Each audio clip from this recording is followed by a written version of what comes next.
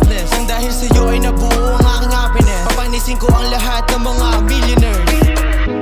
Oh baby, ako ay napaibig mo.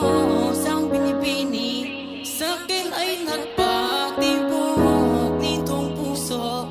Kahit may kalaban, ako ay handang sumugal. Di ako papayag sa kanya kang mapunta.